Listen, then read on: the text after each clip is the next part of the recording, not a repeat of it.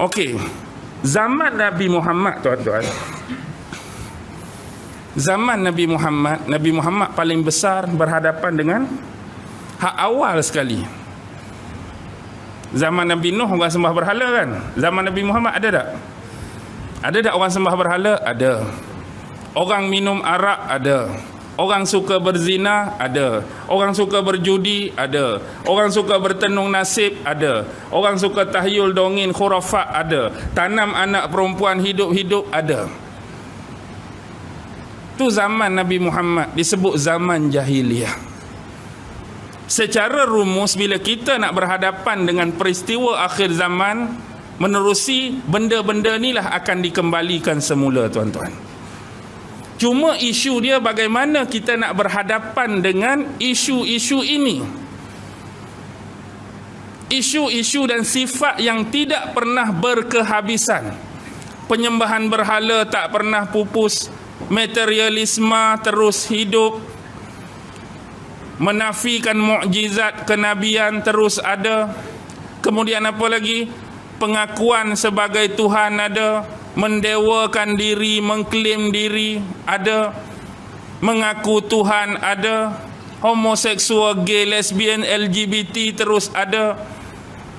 Semua akan terus ada. Tetapi hakikatnya, bila mari semua tu, apa yang patut kita buat? Apa yang patut kita buat ialah sama seperti Nabi-Nabi dan Rasul dulu buat. Tugas kita bukan hanya pandai menyebut penyakit-penyakit itu, tetapi bagaimana kita nak mendakwahkan mereka agar balik kembali ke pangkal jalan. Bila kita tengok suatu benda yang teruk, bila kita tengok suatu penyakit membarah, cara paling baik ialah membiarkan benda tu sambil menyebut-nyebut keburukan dia tanpa buat apa-apa, atau kita menyebut dan kita mengubati. Hak mana baik? Satu benda kita tengok penyakit, kita hanya sebut penyakit tu, penyakit ni teruk, penyakit ni bahaya, penyakit ni. Kita hanya sebut dan membiarkan dia tu ada dalam masyarakat.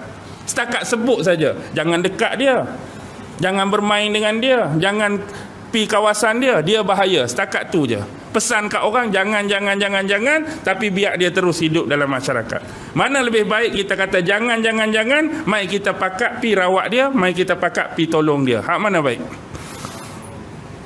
Hak yang kedua tu,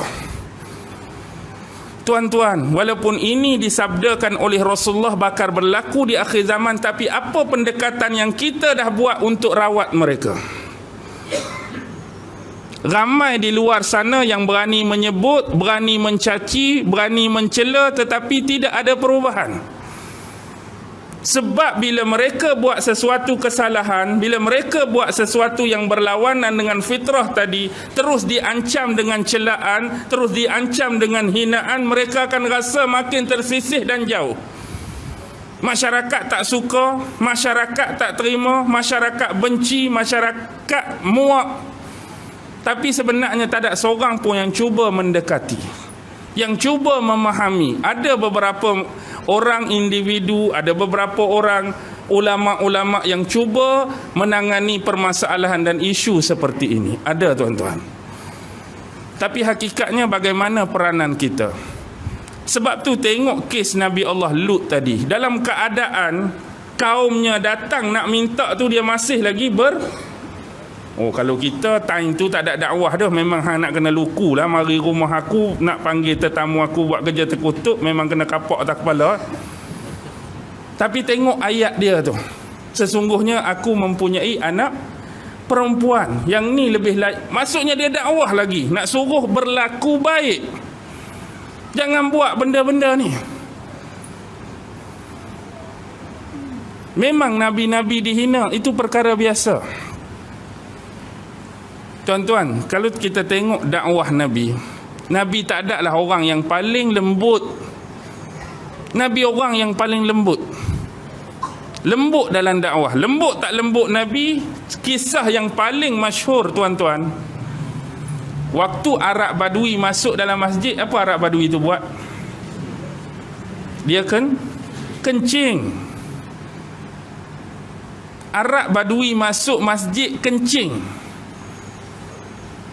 Semua sahabat nak marah, semua sahabat nak serbu, semua sahabat nak pi liku dia. Tapi seorang saja yang menghalang. Siapa orang tu? Nabi Muhammad sallallahu alaihi wasallam. Nabi kata jangan, biarkan dia lunaskan, sudahkan dia punya buang air tu, biar dia kencing. Habis tu suruh sahabat lain pi ambil ayat, pi renjih-renjih tempat dia kencing, selesai.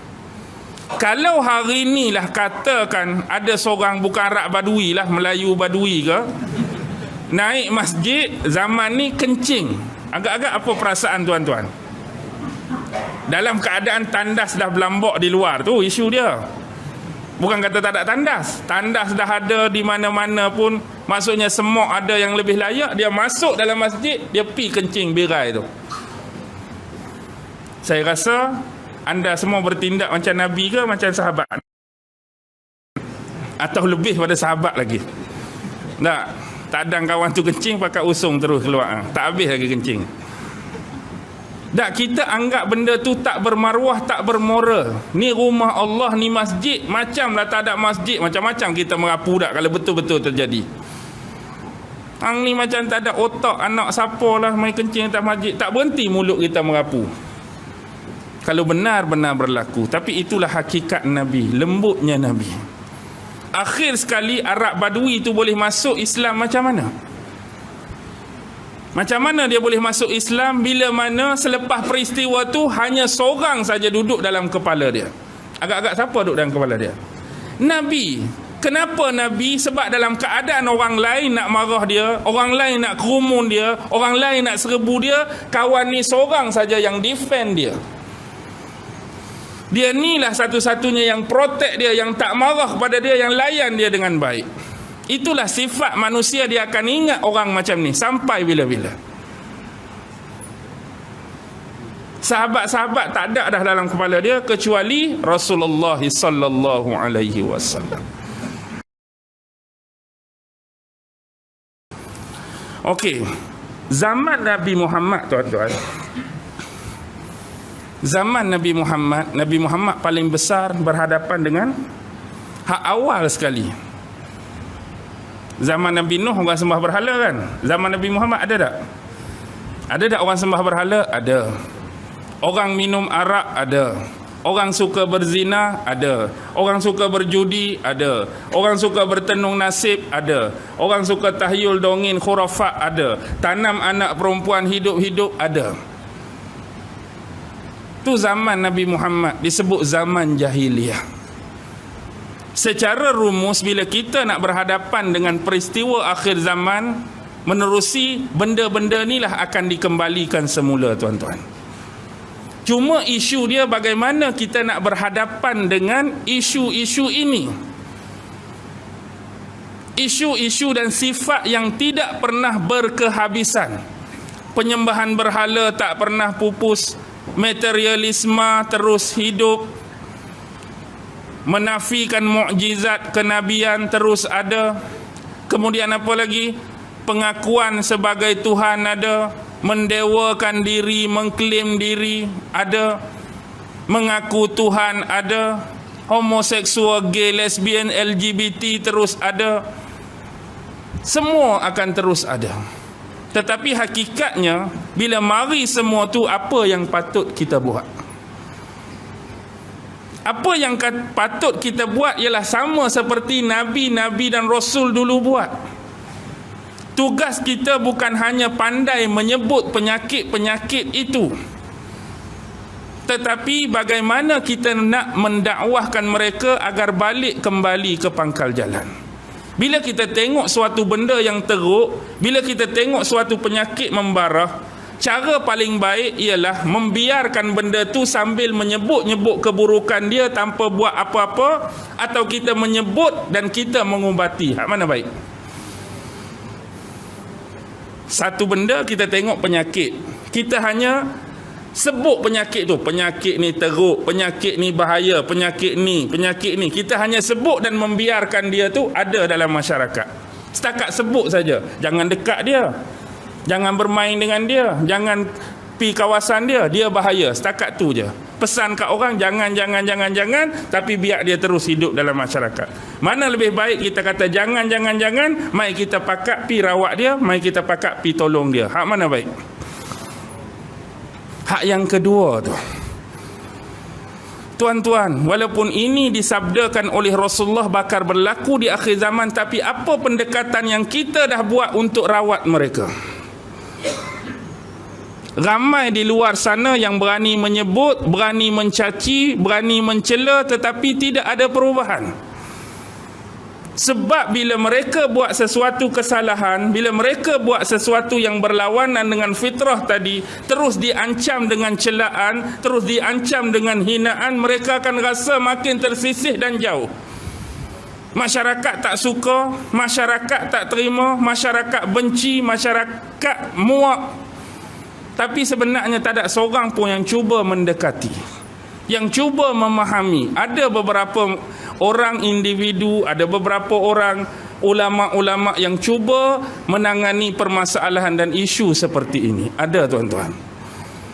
Tapi hakikatnya bagaimana peranan kita? Sebab tu tengok kes Nabi Allah Lut tadi. Dalam keadaan kaumnya datang nak minta tu, dia masih lagi Oh, kalau kita time tu tak ada dakwah dah, memang nak kena luku lah. Mari rumah aku, nak panggil tetamu aku buat kerja terkutuk, memang kena kapak atas kepala. Tapi tengok ayat dia tu. Sesungguhnya aku mempunyai anak perempuan. Yang ni lebih maksudnya dia dakwah lagi, nak suruh berlaku baik. Jangan buat benda-benda ni. Memang nabi-nabi dihina, itu perkara biasa. Tuan-tuan, kalau kita tengok dakwah Nabi, Nabi tak ada lah orang yang paling lembut. Nabi orang yang paling lembut. Lembut dalam dakwah. Lembut tak lembut Nabi, kisah yang paling masyhur, tuan-tuan. Waktu Arab Badui masuk dalam masjid, apa Arab Badui itu buat? Dia kencing. Arab Badui masuk masjid kencing. Semua sahabat nak marah, semua sahabat nak serbu, semua sahabat nak pi liku dia. Tapi seorang saja yang menghalang. Siapa orang tu? Nabi Muhammad sallallahu alaihi wasallam. Nabi kata jangan, biarkan dia lunaskan, sudahkan dia punya buang air tu, biar dia kencing. Habis tu suruh sahabat lain pi ambil ayat, pi renjih tempat dia kencing, selesai. Kalau hari ni lah katakan ada seorang, bukan Arab Badui lah, Melayu Badui ke, naik masjid zaman ni kencing, agak-agak apa perasaan tuan-tuan? Dalam keadaan tandas dah berlambak di luar tu isu dia. Bukan kata tak ada tandas. Tandas dah ada di mana-mana pun. Maksudnya semua ada yang lebih layak. Dia masuk dalam masjid, dia pi kencing birai tu. Saya rasa anda semua bertindak macam Nabi ke macam sahabat? Atau lebih pada sahabat lagi? Tak ada kawan tu kencing pakai usung terus keluar. Tak habis lagi kencing. Kita anggap benda tu tak bermaruah, tak bermoral. Ni rumah Allah, ni masjid. Macamlah tak ada masjid, macam-macam kita merapu dak kalau betul-betul terjadi. Hang ni macam tak ada otak, anak siapa lah main kencing atas masjid. Tak berhenti mulut kita merapu. Kalau benar-benar berlaku. Tapi itulah hakikat Nabi, lembutnya Nabi. Akhir sekali Arab Badui itu boleh masuk Islam macam mana?